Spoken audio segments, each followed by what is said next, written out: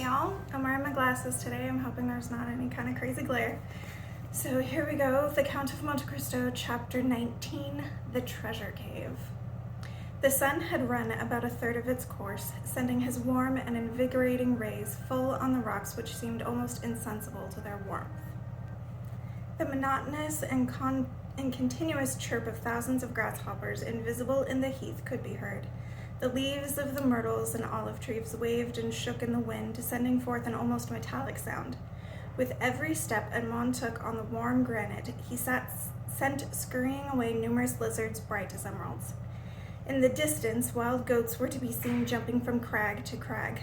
In a word, the island was inhabited and very much alive. Yet Dantes felt quite alone under God's blue sky. He felt an indescribable sensation akin to fear, a distrust of daylight which, even in the desert, gives us the feeling of inquisitive eyes are following us.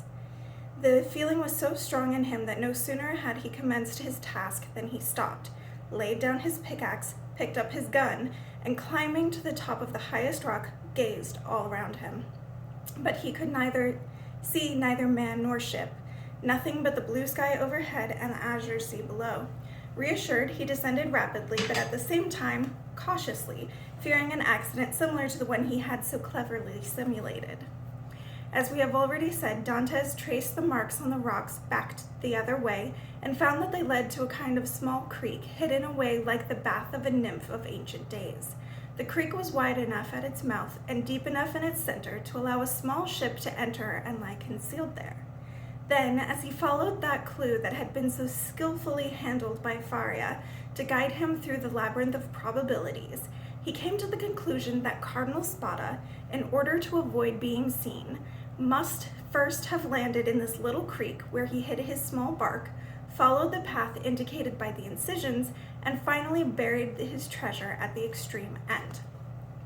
This supposition had brought Dantes to the circular rock. There was one thing that perplexed him and upset his whole theory. How could this rock, at least several tons in weight, have been hoisted onto its base without the employment of considerable force? Suddenly, an idea occurred to Dantes. Instead of having been lifted, thought he, it has been lowered. And he jumped onto the rock to find its original resting place. He soon perceived that a slope had been formed. The rock had slid along it until it stopped in its present position, another medium-sized rock serving as a wedge. Stones and pebbles had been carefully placed to conceal every sign of an orifice. This piece of masonry had been covered with earth, grass, and moss, which had taken seed there. Myrtle and mastic bushes had taken root, and the old rock appeared fixed to the ground. Dantes raised the earth carefully and detected, or thought he did, the whole of this ingenious artifice. But, he reflected, the rock was too firmly wedged and too heavy for any one man to move, were he Hercules himself. What means could he employ? He looked around for something, and his eye suddenly lighted upon the powder horn his friends had left him. He smiled. This infernal invention would serve his purpose. By means of his pickaxe, Dantes cut an opening in between the upper and lower rocks and filled it with powder. Then he shredded his handkerchief, rubbed it in the powder, and thus had a match. Directly he had set light to it, he withdrew. The explosion was instantaneous. The upper rock was lifted from its base by the terrific force, while the lower one was blown to pieces. Thousands of trembling insects scuttled away, and a long snake, the guardian of this mysterious cave, crawled away on its blue belly and disappeared. Dantes returned to the spot. The upper rock was hanging with scarcely a support over the cliff. The intrepid treasure hunter walked round it, chose the loosest spot, and inserting his lever into one of the crevices, like Sisyphus, he strained every muscle in his back on the huge mass. The rock, already shaken by the explosion, tottered. Dantes redoubled his efforts. He looked like one of the Titans uprooting the mountains in their war against the father of the gods. At last, the rock yielded and rolled headlong into the sea. It had uncovered a circular place revealing an iron ring set in the middle of a square-shaped flagstone. Dantes uttered a cry of joy and astonishment. Never had a first attempt been crowned with such splendid success. He would fain have continued his task, but his legs trembled so uncontrollably, his heart beat so violently, and his eyes became so dim that he was compelled to pause a while. He did not wait long, however. Passing his lever through the ring, he lifted it with all his might. The flagstone yielded and revealed a kind of staircase which went deeper and deeper into an increasingly dark grotto. Dantes descended, murmuring the supreme word of human philosophy, perhaps. But instead of the darkness and the thick and mephitic air he had expected to find, he saw a soft and bluish light. The air and light filtered not only through the aperture just made, but also through some cracks in the rocks which were invisible from without, while from the inside Dantes could see the blue of the sky.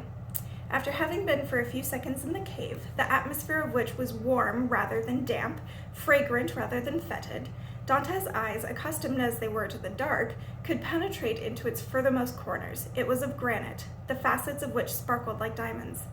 "Alas," said Dantes with a smile, "these are no doubt the only treasures the cardinal has left." Suddenly he thought of the words of the will which he knew by heart. In the farthest corner of the second cave. He had only gained admittance to the first cave, and must now find the entrance to the second one, which must naturally penetrate farther into the interior of the island. He examined the stones and sounded the wall where he supposed the opening would be, no doubt disguised for precaution's sake. The pickaxe resounded for an instant with a thick echo which caused the perspiration to stand in great beads on Dantes' forehead. But at length it appeared to the persevering miner that one portion of the granite wall gave forth a hollower and deeper sound. He scanned this part eagerly and recognized with a perception that probably no one but a prisoner possesses that there must be an opening there. He struck it again with some vigor. This time he noticed something peculiar. As he struck the wall, a sort of stucco fell to the ground, laying bare soft white stone. The opening in the rock had been closed with stones of a different kind. These had been covered with stucco, and on this color and sparkle of granite had been imitated. Dantes struck into the wall with the sharp end of his pick, which penetrated about an inch. Here, then, was the spot where he must dig.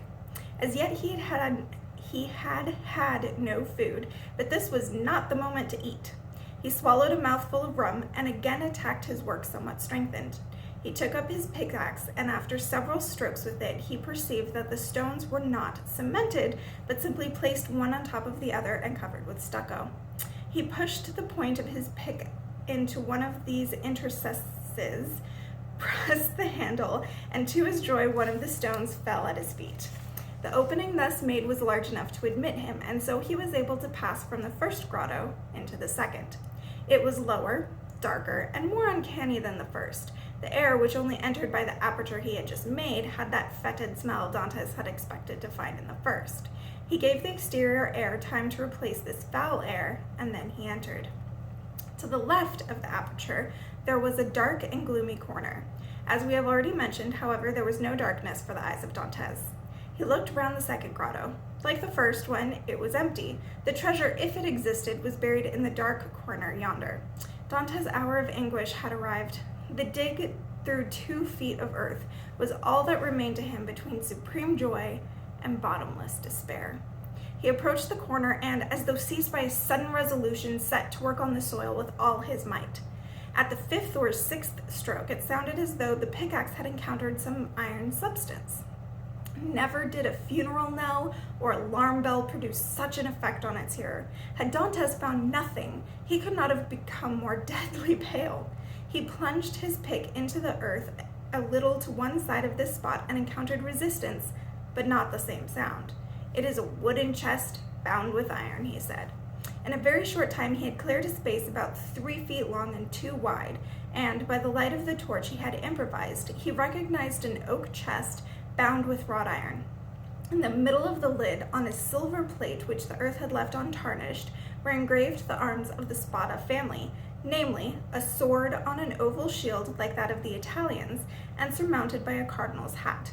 Dantes easily recognized them. Faria had drawn them from him time and time again. There could now be no doubt that the treasure was there. No one could have taken such precautions for an empty chest. Edmond laid bare the chest in very little time, and saw appearing bit by bit the center lock placed between 2 padlocks, and the handles at each end, all carved as things were carved at that period when they when art lent beauty to the basis of metals. Dantes took the chest by the handles and tried to lift it, but that was quite impossible. He tried to open it. It was locked. He inserted the sharp end of his pickaxe between the chest and the lid and burst it open. The chest was uncovered. The chest was divided into 3 compartments. In the first shone bright red gold crown pieces. In the second, unpolished ingots arranged in order, their only attention being their weight and value. In the third compartment, which was but half full, Dantes took up whole handfuls of diamonds, pearls, and rubies, which, as they fell through his fingers in a sparkling cascade, gave forth the sound of hail beating against the window panes.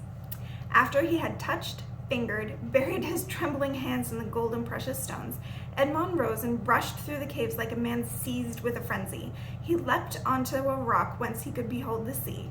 He was quite alone with these incalculable, unheard of, fabulous riches which all belonged to him. Was he awake, or was it all a dream? Could he possibly be face to face with reality? He wanted to see his gold, yet he felt he had not the strength to look at it. For a moment he pressed his head in his hands as though to prevent his senses from leaving him. Then he rushed wildly about the island, terrifying the wild goats and scaring the seagulls with his shouts and gesticulations. Finally, he returned, still with doubt in his mind, rushed from the first grotto into the second, and found himself in the presence of his mine of gold and diamonds. This time he fell on his knees, murmuring a prayer that was intelligible to God alone. He soon became calmer and happier and began to believe in his good fortune. He began to count his treasures. There were 1,000 ingots of gold, each weighing 2 or 3 pounds. He piled up 25,000 gold crowns, each one of which he valued at 24 francs at the present currency, and which bore the effigy of Pope Alexander VI or his predecessors. Yet this did not constitute 1/2 of the contents of the compartment. He measured out 10 handfuls of pearls, precious stones, and diamonds, many of which were mounted by the best goldsmiths of the period and were valuable on account of their remarkable workmanship in addition to their intrinsic worth. That night was for Edmond one of those delicious yet terrible nights of which this man of astounding emotions had already spent 2 or 3 in his lifetime. All right, chapter 19. The treasure is found, and on we go. I'll see you guys later.